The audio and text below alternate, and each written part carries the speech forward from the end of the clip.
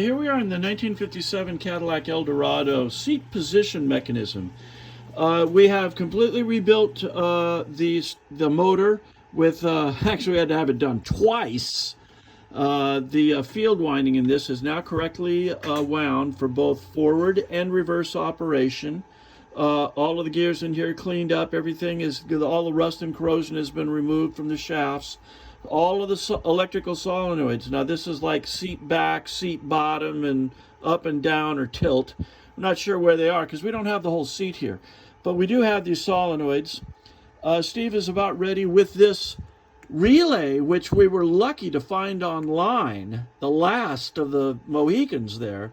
This relay right here, the original, was so badly corroded that there was no fixing it. We had to replace it. So now we've got everything operating. Now, each one of these solenoids is activated independently by a wire. Right now on the first test, we're only activating this one, and you watch it crawl up and down the Acme thread. In fact, each one individually can be activated, and we've done so. Okay. I'm not sure how Steve wants to do this here. Well, we're going to run them all three in this direction first, then I'll reverse the thing, and we'll run all three the other way. Okay, all right, all right. So here we go with the first operation, watching this one. This one should move over to here. All right, here we go. Set it backwards. Oh, you got it reversed.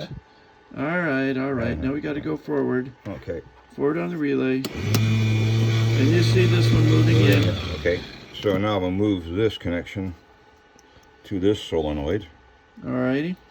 And hit it again. And that one will move over to here. All right. There she goes. Got it. Okay. And thirdly,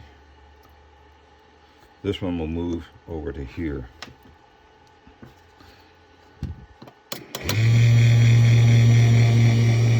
And of course, the seat selection switch selects any of these independently and does what we're doing here mechanically by the jumper wires. Now, and also the seat position switch reverses polarity. So here we go back. Okay. Yeah. Now we're going the other way. Okay.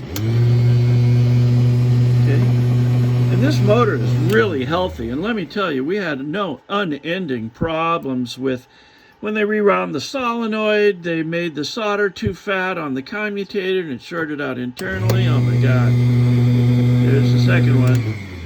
And so we were having several issues simply because they didn't have the entire motor to rewind.